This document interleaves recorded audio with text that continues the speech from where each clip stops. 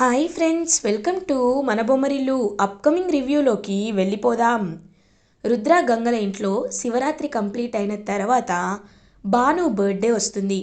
Bhanu birthday రోజు family members అందరూ చాలా అంటే చాలా బాధపడుతూ ఉంటారు. భానుతో గడిపిన మెమొరీస్ని గుర్తు చేసుకుంటూ, భాను ఉన్నప్పుడు అందరూ ఎంత హ్యాపీగా ఉన్నారు అనే విషయాన్ని గుర్తు చేసుకుంటూ పాపం చాలా శోకసంద్రంలో మునిగిపోతూ ఉంటారు. అదే టైంకి వీరు శకుంతల దగ్గరికి వచ్చి తన నాటకాలని స్టార్ట్ చేస్తాడు.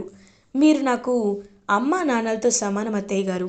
ఎప్పుడైనా చాలామంది నువ్వు ఇల్లరికం అల్లుడివి అని నన్ను ఎగతాళి చేసినప్పుడు నేనేమంటానో తెలుసా?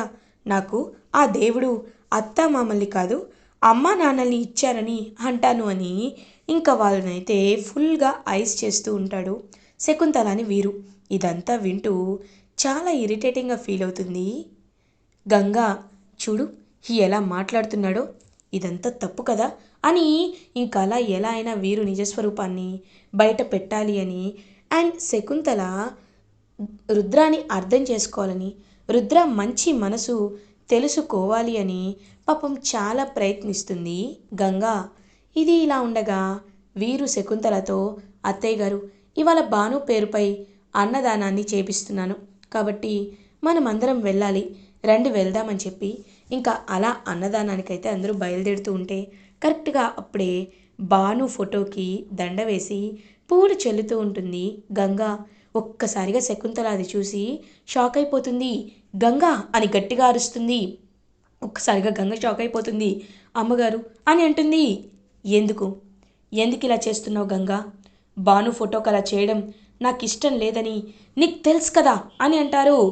మీరు చెప్పింది కరెక్టే, కానీ నేను ఇలా చేస్తున్నాను అంటే దానికి ఒక కారణం ఉంది అని అంటుంది గంగా. ఏంటా కారణం అని అడుగుతారు.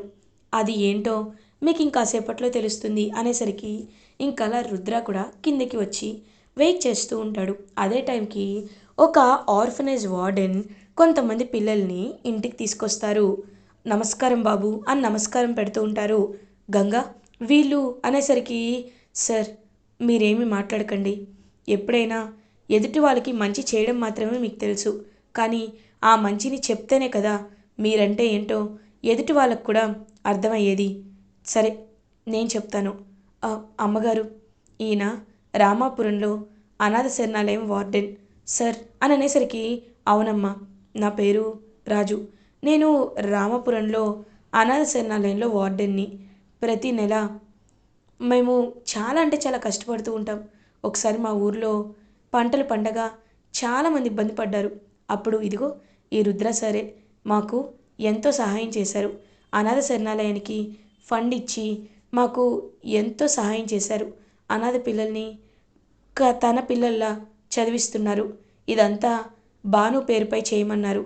ఆ భాను గారు ఈ లోకంలో లేరని తెలిసింది, కానీ ఏ లోకంలో ఉన్నా వాళ్ళ అన్నయ్య చేస్తున్న మంచి పనికి ఆయన చాలా హ్యాపీగా ఫీల్ అవుతారు అని ఇంకా మొత్తం నిజం చెప్పడంతో అదంతా విని ఒక్కసారిగా శకుంతల చాలా హ్యాపీగా ఫీల్ అవుతుంది. ఇంక వెంటనే రుద్ర దగ్గరికి వెళ్తుంది. రుద్ర ఏమో, పెద్దమ్మ, ఈ విషయాన్ని మీకెప్పటికీ తెలియనివ్వకూడదు అనుకున్నాను పెద్దమ్మ, కానీ ఒకటి, నేను భాను విషయంలో తప్పు ఎంత చేశానో నాకు తెలీదు, కానీ భాను లేని లోటు మీ అందరికంటే నేనే ఎక్కువ భరిస్తున్నాను. భాను నా ప్రాణం అని ఇంకా చాలా పాపం చూస్తూ చెప్తూ ఉంటే శకుంతలకి చాలా బాధేస్తుంది. బాధేసి అలా ఇంకా for the first time after Bhanu's death, Bhanu చనిపోయిన తర్వాత ఎప్పుడు శకుంతల రుద్రాని ప్రేమగా చూసిందే లేదు. సో అలా ప్రేమగా దగ్గరికి వెళ్తుంది. వెళ్ళి రుద్ర తలపై చేయి వేసి నిమురుతూ, రుద్ర, ఇన్ని రోజులు నీ బంధాన్ని నేను ఎలా పక్కన పెట్టానో తెలీదు, కానీ ఒక్కటి మాత్రం నిజం, నువ్వు నాకు నా భానుతో సమానమని చెప్పాను కదా అని ఇంకా అలా పాపం తనైతే రుద్రని హ్యాపీగా తన కొడుకులా యాక్సెప్ట్ చేస్తుంది. అదంతా విని ఎంతో అంటే ఎంతో హ్యాపీగా ఫీల్ అవుతారు రుద్ర. ఇంకా గంగ కూడా చాలా హ్యాపీగా ఫీల్ అవుతుంది. ఇదంతా చూస్తూ వీరు మాత్రం చాలా ఇరిటేటింగ్గా ఫీల్ అవుతాడు. నేను కష్టపడి ఎంతో ప్లాన్ వేసుకున్నాను, కానీ ఆ ప్లాన్ అంతా నాశనం అయిపోయింది. ఇది ఇది నేను ఎక్స్పెక్టే చేయలేదు. ఈ గంగ అంతే, ఎప్పటి నుండో ఇలాగే చేస్తుంది అని ఇంకా చాలా అంటే చాలా ఇరిటేటింగ్గా ఫీల్ అవుతూ ఉంటాడు వీరు. ఇంకలా సరే మనం గుడికి వెళ్దామా అని ఇంకలా ఫ్యామిలీ మెంబర్స్ అందరూ కలిసి గుడికి వెళ్తారు. గుడికి వెళ్ళి భాను పేరుపై అన్నదానాన్ని అయితే హ్యాపీగా జరిపించుకుంటారు. అలా భాను బర్త్డేని అనాథ పిల్లలతో అండ్ గుడిలో హ్యాపీగా సెలబ్రేట్ చేసుకొని ఇంకా చక్కగా ఇంటికి రీచ్ అవుతారు. అప్పుడే ఇంకలా తన వైపు ప్రమీల వైపు చూస్తూ ఉంటాడనమాట. వెంటనే రుద్ర, ప్రమీల, నేను నీతో ఎప్పుడూ మాట్లాడిందే లేదు, కానీ ఒక్కటి మాత్రం నిజం. నేను నిన్ను చాలాసార్లు క్షమించమని అడగాలి అనుకున్నాను, కానీ అది ఎప్పటికీ కుదరలేదు. నన్ను క్షమించు అని అంటారు. అయ్యో బావగారు, మీరు ఎలాంటి తప్పు చేయలేదని నాకు తెలుసు బావగారు, కానీ ఒకటి మాత్రం నిజం. భానుని చంపింది ఎవరో ఖచ్చితంగా తెలుసుకోవాలి. మీరు ఆ ప్రయత్నంలో ఉంటారు అని నేను మనస్ఫూర్తిగా నమ్ముతున్నాను అని అక్కడి నుండి ప్రమీల వెళ్ళిపోతుంది. ఇంకా అలా శకుంతల ప్రమీల వైపు చూస్తూ ఉంటే అప్పుడే కరెక్ట్గా విజయేంద్ర ప్రమీల దగ్గరికి శకుంతల దగ్గరికి వస్తారు. వచ్చి, శకుంతల, నేను నీకు ఒక విషయం చెప్పాలి అనుకుంటున్నాను అని అనేలోపు, ఏంటో చెప్పండి అని అంటుంది ప్రమీల. భానుని పెళ్లి చేసుకున్న కొన్ని నెలలకే భాను పైకి వెళ్ళిపోయాడు. ప్రమీల కూడా పాపం ఒక ఆడపిల్ల, తను జీవితంలో ఏమీ చూడలేదు. భాను పెళ్లి చేసుకున్న కొన్ని నెలలకే దూరం అయిపోయాడు. కాబట్టి ఎలా అయినా ప్రమీలకి ఇంకో పెళ్లి చేద్దామని అనుకుంటున్నాను అని అంటారు. శకుంతల ఆలోచనలో పడుతుంది. ఏవండి, మరి మన ఇంటి పరువు అని అంటారు. మన ఇంటి పరువు గురించి ఎందుకు ఆలోచిస్తున్నావు? అయినా మనం ఎక్కువగా ఆలోచించాల్సిన అవసరం ఏముంది శకుంతల? ఏ ఒక ఆడపిల్లకి మళ్ళీ పెళ్లి చేయడం తప్ప? అయినా ఇప్పుడు భాను లేడు కదా, భాను కూడా తన భార్య ఇలా తన్నే తలుచుకుంటూ ఏడుస్తూ కూర్చోమని ఎప్పుడు చెప్పలేదు కదా, అలా అనుకోడు కూడా కదా అని అనేసరికి ఇంకా అలా పాపం ఆలోచనలో పడుతుంది. వెంటనే శకుంతల, సరే మీరు చెప్పినట్టే చేద్దాం, కానీ తనకి ఇష్టమో లేదో నేను ఖచ్చితంగా కనుక్కుంటాను అని ఇంకా అలా శకుంతల ఆలోచనలో పడుతుంది. ఇది ఇలా ఉండగా గంగ తన రూమ్లో వర్క్ చేసుకుంటూ ఉంటే అదే టైంకి ఇంక వెంటనే అక్కడికి రుద్ర వస్తాడు. రుద్ర వచ్చి గంగా వైపు చూస్తూ ఉంటాడు. గంగా ఏమో ఇంకా రుద్ర వైపు చూస్తూ, సార్, ఏం సార్ ఇంత లేట్ అయింది, రండి అని అనేసరికి గంగా అని చేతులు పట్టుకుంటాడు. గంగా, నిజంగా నువ్వు నాకు చాలా అంటే చాలా బెస్ట్ గిఫ్ట్ ఇచ్చావు. ఈ గిఫ్ట్ని నేను ఎప్పటికీ మర్చిపోలేను. నేను భాను విషయంలో పెద్దమ్మని ఎలా ఎలా రీచ్ అవ్వాలి, ఎలా ఫేస్ చెయ్యాలి అని చాలా అంటే చాలా బాధపడ్డాను. కానీ పెద్దమ్మ ప్రేమని, అమ్మ ప్రేమని మళ్ళీ నాకు దక్కేలా చేసావు. Thank you, thank you so much అని ఇంక పాపం గంగ చేతులు పట్టుకొని థ్యాంక్స్ చెప్తారు. సార్, ఇది మన కుటుంబం సార్, మన కుటుంబం గురించి మనం కాకపోతే ఇంకెవరు ఆలోచిస్తారు సార్ అని చెప్పి ఇంకా అలా పాపం హ్యాపీగా ఫీల్ అవుతుంది గంగా. ఇది ఇలా ఉండగా మార్నింగ్ అవుతుంది. రుద్ర, గంగ ఇద్దరు రెడీ అయ్యి హాల్లోకి వస్తారు. అదే టైంకి ఇంకా అలా శకుంతల, రుద్ర, సూపర్ మార్కెట్లో ఇప్పుడు ఏదైనా పని ఉందా అని అడుగుతారు. అవును పెద్దమ్మ, సూపర్ మార్కెట్కి వెళ్తున్నాను, మీకు నాతో ఏదైనా పని ఉందా, చెప్పండి చేస్తాను అని అంటారు. "ఆ, ఏం లేదు, ఒక విషయాన్ని మాట్లాడాలి ఒకసారి" అని ఇంకలా లోపలికి తీసుకువెళ్ళేసరికి చూస్తూ ఉంటాడనమాట అదంతా.